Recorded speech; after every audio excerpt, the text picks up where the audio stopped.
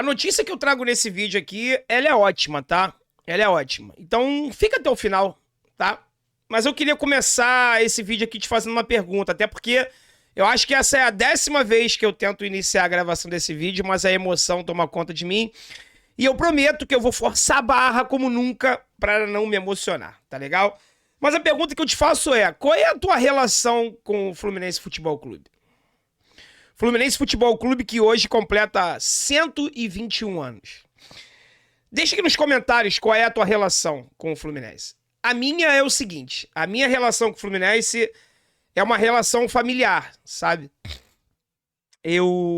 Quando fala de Fluminense pra mim, eu lembro, eu tô falando das minhas lembranças, tá? Porque eu tenho foto com roupinha do Fluminense desde recém-nascido, mas a minha lembrança é jogando bola com meu pai. Na calçada, no quintal. Depois, um pouco mais velho, vários jogos no Maracanã, né?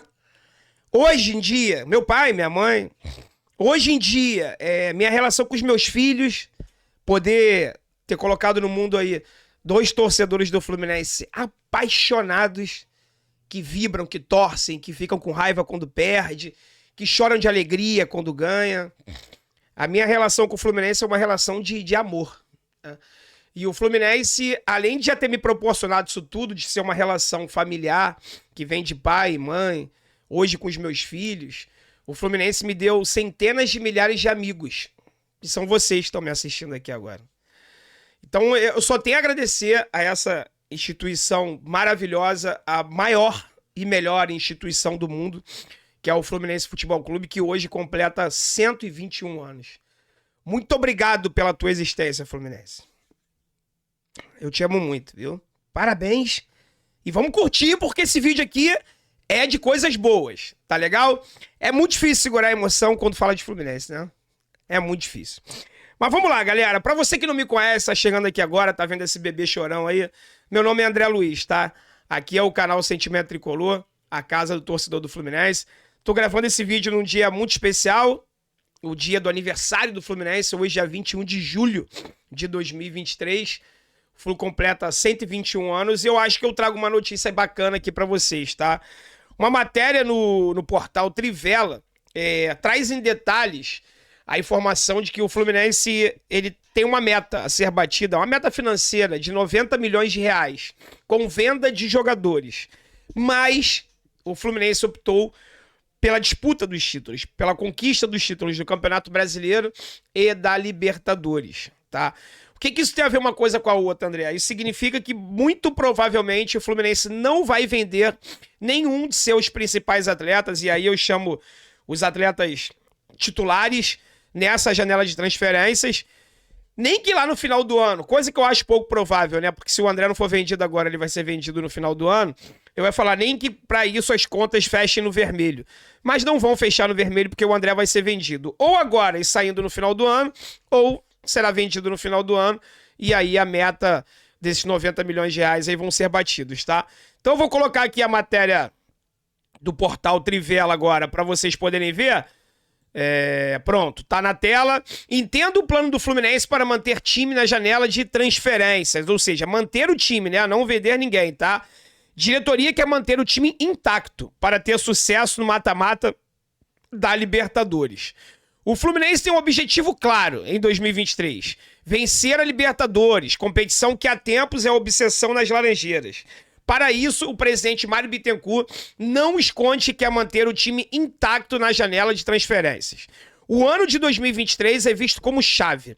Por isso, antes mesmo da abertura do mercado da bola, o Tricolor já fez um movimento não muito usual. Ao receber uma proposta da seleção brasileira por Fernando Diniz, o Flu expôs à CBF que desejava manter o treinador. Por isso, também ele acumulará os 2 empregos. Aprovado pelo Conselho Deliberativo do clube, o orçamento prevê 90 milhões em vendas de atletas em 2023. O alto valor é um obstáculo para a ideia de manter o time intacto. A gente precisa vender jogadores. A ideia não é vender ninguém no meio do ano para poder disputar a Libertadores com força máxima. E ao final do ano, possivelmente terá que fazer alguma venda para fechar as contas do clube, admitiu o Mário Bittencourt lá em janeiro. tá? Aqui tá um gráfico, né? Falando aqui da estimativa que o Fluminense tem aí em 2023 com a venda de jogadores, ó. Aqui, ó. Repasse dos direitos federativos e de atletas. 90 milhões, tá? Esse foi o orçamento do Fluminense que foi divulgado no início do ano. Por outro lado, algumas situações inesperadas trouxeram fôlego aos cofres do Fluminense. Além do pagamento da CBF por Fernando Diniz, o Tricolor teve boas notícias no mercado da bola e conseguirá receber bons valores pelas transferências de jogadores formados em Xerém. Plano do Fluminense manter time tem ajuda, entre aspas, de Xerém. Uma parte dos 90 milhões que o Fluminense previu para 2023 já foi alcançada sem mexer no time. Tudo isso com a ajuda de Xerém. Um levantamento do GE apontou que o Flu lucrou 6,6 milhões com as vendas de Gerson, comprado pelo Flamengo junto ao Olympique de Marseille, e João Pedro, que trocou o Watford pelo Brighton, da Inglaterra. Então só aí 6,6 milhões, tá? A conta deve aumentar se Fabinho, hoje no Liverpool, for mais um a trocar a Europa pela Arábia Saudita. O Al Ittihad tenta contratar o volante formado em Xerém. O Tricolor receberá mais 2 milhões e meio de reais, né? Que é 1% dos 250 milhões se o Fabinho for negociado. O Bahia também ajudou o Fluminense aí nessa história. Bahia e Fernando Diniz, né? Entendam como. Os 9 milhões se somariam a outras negociações feitas pelo Fluminense na temporada. O Bahia pagou 8 milhões pelo Iago e 6 milhões pelo Biel. Tá? Só aí já são 14 milhões. E aí eu deixo a pergunta pra vocês. Valeu a pena? 14 milhões pela saída do Iago e do Biel? Além disso, a CBF pagou 7 milhões por Fernando Diniz. Olha isso, hein? 14 do Iago e do Biel, mais 7 do Diniz. Ao todo, juntando tudo, o Tricolor já lucrou 30 milhões de reais, ou 1/3 do valor total. Ou seja, daqueles 90 milhões, 30 já entraram. Então o Fluminense teria que vender o suficiente para preencher os outros 60. Se você converter isso para o dólar, 12, 13 milhões de reais, de dólares, perdão, seria o que o Fluminense teria que vender, tá? Há outras peças do elenco que podem fazer com que o Flu consiga chegar mais perto dos 90 milhões sem mexer no time titular. Por exemplo, os emprestados Caio Paulista e Michel Araújo agradam o time paulista. Só o Caio Paulista é 20 milhões, tá? Mas o Fluminense, se eu não estou enganado, tem direito a metade. 9 ou 10 milhões, alguma coisa assim. O atacante que virou lateral esquerdo tem passe fixado em 20 milhões. Eu falei? Só que isso aqui não é tudo do Fluminense. O Fluminense tem 50% do Caio Paulista, se eu não estou enganado, tá? Já pelo uruguaio, a princípio, o São Paulo teria que pagar 7 milhões ao fim do vínculo. O Fluminense também não receberia a totalidade. A equipe quer fazer negócio, mas não deseja arcar com esses valores em um primeiro momento. De todo jeito, a dupla pode ser uma saída para o elenco atual. Repito, não é esse valor integral, tá? André não será vendido na janela de transferências. O volante André é o jogador mais valorizado do Fluminense, seguido de perto por times da Inglaterra e Espanha, entretanto ele não será vendido nessa janela. A permanência, contudo, não está garantida na janela de transferências do fim da temporada. Aí aqui ele fala um trechinho que o Mário falou lá no início do ano, né, pessoal? E aí eu gostaria de dar uma pequena atualização para vocês, tá? Eu não consigo afirmar com exatidão que o André não será vendido nessa janela de transferências, tá? Eu acho que há uma possibilidade sim do André ser vendido agora, mas só saindo no final do ano. Até porque essa janela paga melhor do que a janela do final do ano. A não ser que o Fluminense decida arriscar, porque é um risco, do André conquistar algum título com o Fluminense esse ano, ter mais convocações para a seleção brasileira, quem sabe o Diniz colocando até ele como titular da seleção brasileira, e aí ele teria o seu passe mais valorizado ainda. Existe também essa possibilidade, tá? Quem pode deixar o Flu agora na janela de transferências? Se não negociará André, o Fluminense recebe a sede do mercado da bola por outros jogadores. Alguns nomes já receberam sondagens nessa janela de transferências. Por isso, o time pode ter mudanças. Alexander Martinelli e John Kennedy também seguem sendo monitorados por time da Europa. Nenhuma das joias de Xerém, entretanto, recebeu proposta até aqui. É aquilo que eu sempre falo pra vocês, né? Ser monitorado é uma coisa, chegar a proposta é outra completamente diferente. Antes mesmo de ser campeão olímpico em Tóquio 2020, Nino era outro seguido de perto por times da França, Portugal, Turquia e México.